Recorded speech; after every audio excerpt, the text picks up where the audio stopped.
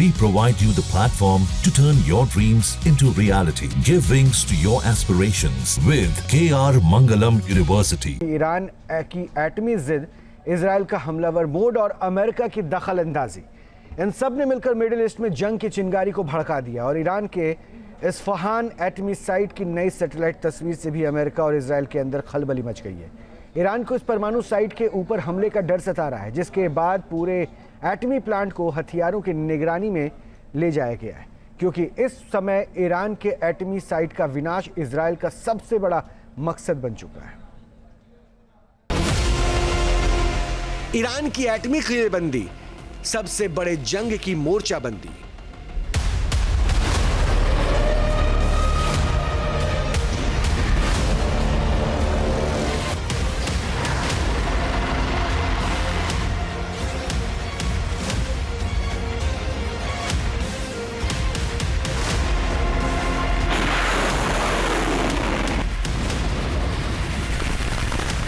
America Israel से अदावत, Iran पर परमाणु आफत।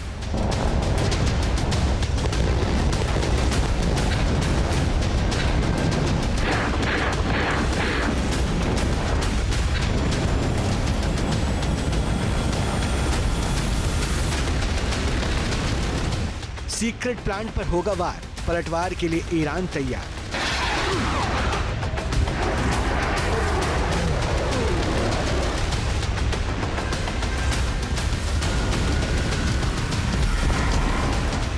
क्या ईरान का पूरा परमाणु प्लांट तबाह होने की कगार पर है?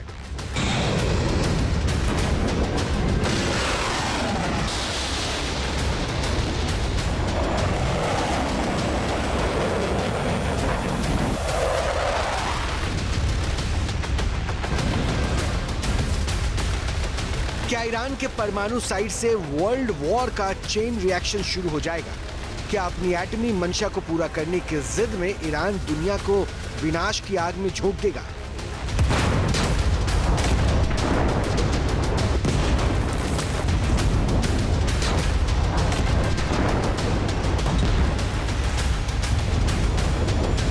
ये सवाल इसलिए उठाए जा रहे हैं क्योंकि दुनिया का सबसे नाजुक न्यूक्लियर फ्रंट, वैसे तो ईरान के जखीरे में परमाणु हथियार नहीं है, लेकिन उसके एटमी दाव ने अमेरिका और इजराइल दोनों के होश उड़ा रखे हैं।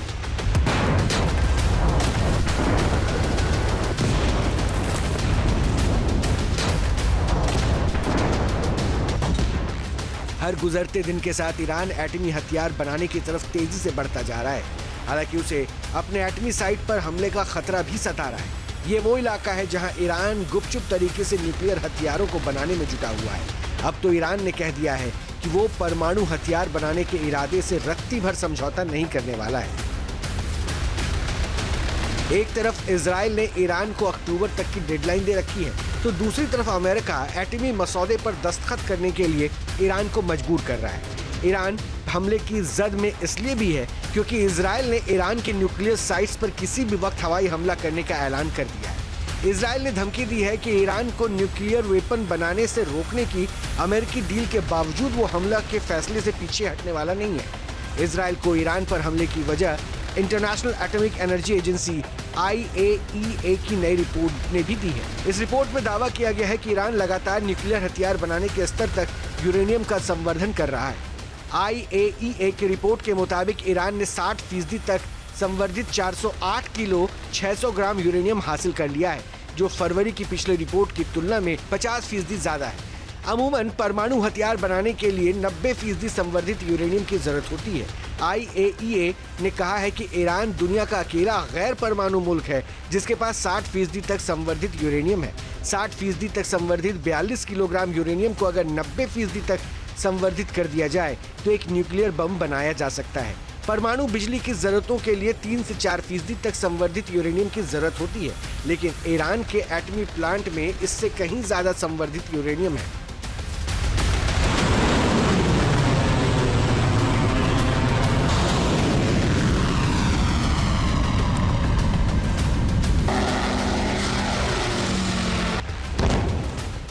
ईरान के इस एटमी टारगेट पर इजराइल भड़का हुआ है। यहाँ तक कि इजराइल के प्रधानमंत्री बेंजामिन नेतन्याहू ने भी ईरान के खिलाफ धमकी का लहजा अख्तियार कर लिया है। नेतन्याहू ने कहा है कि IAEA की रिपोर्ट ने साबित कर दिया है, जिसे लेकर इजराइल वर्षों से दुनिया को आगाह करता आया है, वो ये कि ईरान के न्यूक्लियर कार्यक्रम मकसद शांतिपूर्ण नहीं है और इसका सबूत ईरान के यूरेनियम संवर्धन के स्तर में है, जो सिर्फ उसी मुल्क में संभव है जहां सक्रिय तौर से यूरेनियम हथियार बनाए जा रहे हैं।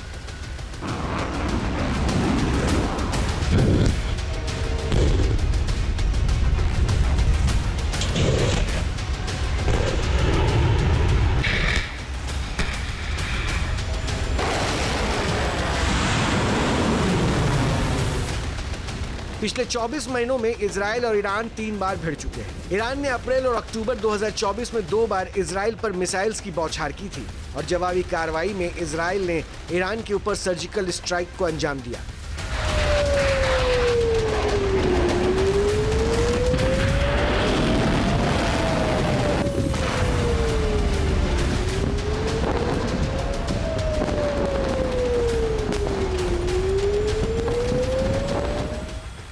दावा है कि इन हमलों में ईरान का एक न्यूक्लियर साइट खतरे के दायरे में आ गया था, जिसके बाद ईरान में वार्निंग अलार्म बज गया था। ईरान को हमले का फिर वही खतरा अब हकीकत में तब्दील होता दिखाई दे रहा है। इस साल मार्च में ईरान ने आर्मी डे परेड के दौरान S-300 एयर डिफेंस सिस्टम की नुमाइश की थी और इसके पहले ईरान ने एक के बाद एक जंगी अभ्यास भी किया था। ईरान का इरादा साफ है, अपने एटमी साइट को हमले से बचाना और दोगुनी ताकत से इजराइल पर काउंटर अटैक करना। हालांकि इजराइल ईरान के एयर स्पेस को आसानी से भेद सकता है, लेकिन उसके फाइटर प्लेन सीमित मात्रा में ही बॉम्ब लोड्स लेकर जा सकते हैं। इसलिए ईरान के न्यूक्लियर साइट्स को जमींदोज करने में इजराइल बहुत कुछ गंवा भी सकता है।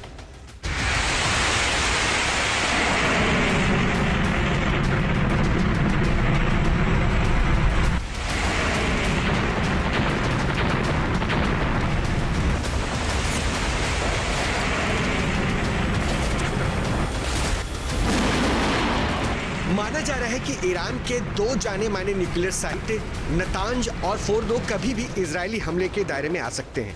नतांज ईरान का प्रमुख यूरेनियम संवर्धन सुविधा केंद्र है, जो मध्य ईरान के इस्फहान और काशान के बीच मौजूद है, जबकि फोर्डो एक अंडरग्राउंड परमाणु संवर्धन केंद्र है जो राजधानी तेहरान से दक्षिण की ओर है। इजराइल से नतांज की दूरी 1600 किलोमीटर है, जबकि फोर्डो 1500 किलोमीटर दूर है। इजराइल इन दोनों एटमी साइट्स को निशाना बनाने के लिए अपनी जेरिको बैलिस्टिक मिसाइल का इस्तेमाल कर सकता है, जिसकी रेंज 1500 किलोमीटर है और यह missile 1500 kilogram high explosive target तक लेकर जा सकती है।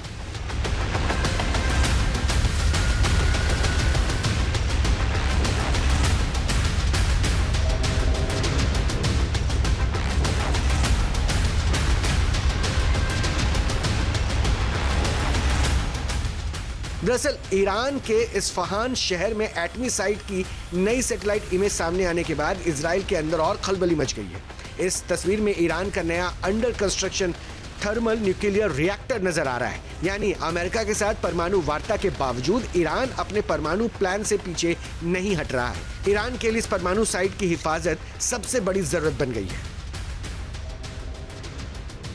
इस्फहान में ईरान का सबसे बड़ा न्यूक्लियर कॉम्प्लेक्स है और दूसरे किसी भी एटमी साइट की तुलना में यहां एटमी हथियार बनाने के कई योजनाएं एक साथ जारी रहती है, जिनमें यूरेनियम कन्वर्जन फैसिलिटी और जिक्रोनियम प्रोडक्शन प्लांट भी शामिल है। यहां की पहाड़ियों में ईरान ने एक गुप्त सुरंग भी बना रखा और इस सुरंग में ईरान ने इंटरनेशनल एटॉमिक एनर्जी एजेंसी को भी जाने से रोक दिया था। कहा यह भी जाता है कि सुरंग में संवर्धित यूरेनियम की सबसे ज्यादा मात्रा छिपा कर रखी गई है और इस प्लांट की सुरक्षा के लिए ईरान ने एयर डिफेंस सिस्टम भी तैनात कर रखा है। अब जरा जो हम आपको वीडियो दिखा रहे, तस्वीरें दिखा रहे हैं, तस्वीरों में 2 एंटी एयरक्राफ्ट गन स्वमात साफ साफ इसमें नजर आ रहे हैं।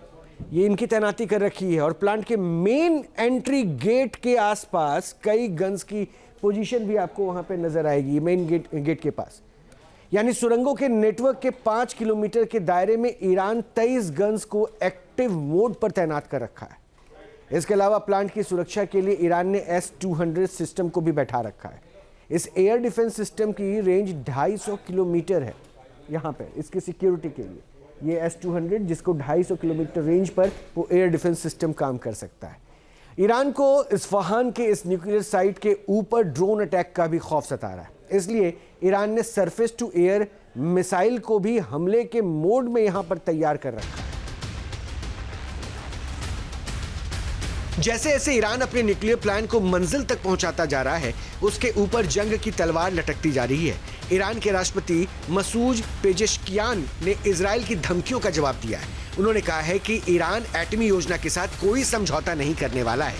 ईरान ने इसके लिए इस्लामिक हक की आड़ लेने की कोशिश की।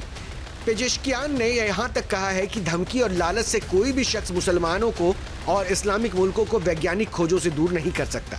पेजेश्कियान ने इजराइल और अमेरिका को मौत का तांडव मचाने वाला गठजोड़ करार दिया है।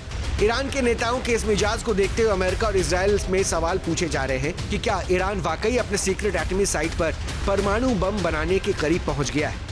जो एनरिचमेंट है, यूरेनियम का जो एनरिचमेंट है, वो तकरीबन ईरान के पास अराउंड 80% तक पहुंच चुका है। तो इसका मतलब कि ईरान बहुत क्लोज है एक न्यूक्लियर बॉम्ब के लिए। और ये बोला जाता है कि 3-4 दिन में एक कैपेबिलिटी ईरान रखता है कि जब भी उसको एक न्यूक्लियर वॉरहेड बनाना है तो उसको 3 या 4 दिन से ज़्यादा टाइम लगेगा। ईरान की एटमी चाल बदलने वाली नहीं है। अमेरिका के साथ उसके 5 राउंड की परमाणु वार्ता हो चुकी है, लेकिन नतीजा 0 रहा है। अमेरिका को इन परमाणु मसौदों में लगातार तब्दीली करना पड़ा है।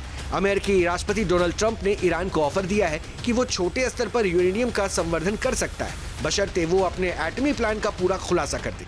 इस नए मसौदे में कहा गया है कि अमेरिका ईरान को न्यूक्लियर पावर रिएक्टर बनाने में मदद कर सकता है। साथ ही ईरान के करीबी मुल्कों के साथ मिलकर यूरेनियम संवर्धन के लिए एक संगठन भी बना सकता है, लेकिन तब ईरान को यूरेनियम संवर्धन की सभी गतिविधियों को बंद करना होगा।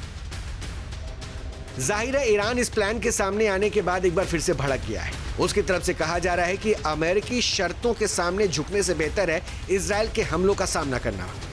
ईरान का एटमी प्लान अमेरिका और इजराइल के लिए खतरे का सबब बन चुका है। मिडिल ईस्ट में दोनों मुल्क अपने दबदबे को बनाए रखने के लिए ईरान के परमाणु प्लान को निस्तनाबूद कर देना चाहते हैं। जाहिर है ईरान के परमाणु हथियारों से लैस होने का मतलब इजराइल और अमेरिका के सामने दोहरी चुनौती है।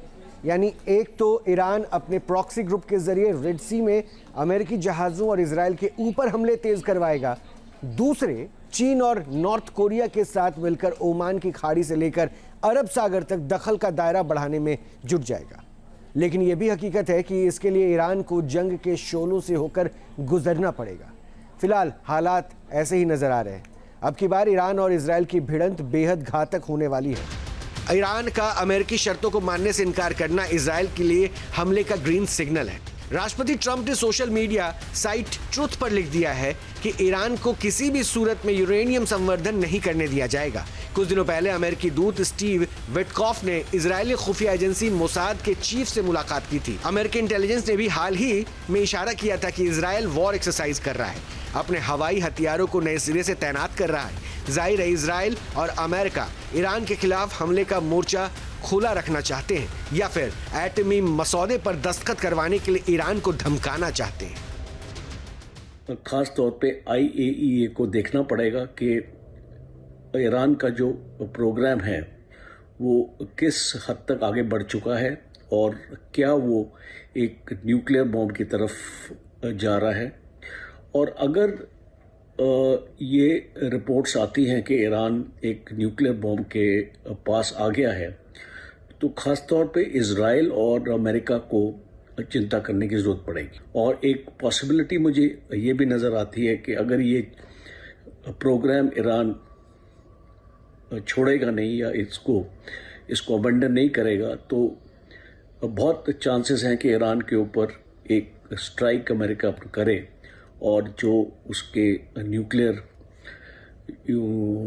इस्फहान में और बाकी जगह जो न्यूक्लियर साइट्स हैं उनको अमेरिका नष्ट करने की कोशिश करेगा। मिडिल ईस्ट में इजराइल एटमी मुल्क है और ईरान के पास इस वक्त उसके खिलाफ हूती विद्रोही सबसे कारगर दांव है। हूती विद्रोहियों ने एक ऐसी मिसाइल टेक्नोलॉजी विकसित करने का दावा किया है जो इंटरसेप्ट किए जाने के बावजूद टारगेट को तबाह कर सकती है। ईरान एटमी मुल्क बनकर बाजी पलटने की कोशिश कर रहा है, लेकिन उसके पास दो ही विकल्प हैं, या तो अमेरिका और इजराइल की बात मान ली जाए या फिर जंग के विध्वंस के लिए तैयार रहे। T news nation. जहां भक्ति है हर शब्द में, कथाओं में छुपे हैं दिव्य रहस्य और ज्योतिष देता है जीवन को दिशा। धर्म से जुड़ी हर बातों को जानने के लिए हमारे चैनल स्तुति को सब्सक्राइब करें। चैनल पर जाने के लिए इस लिंक पर क्लिक करें।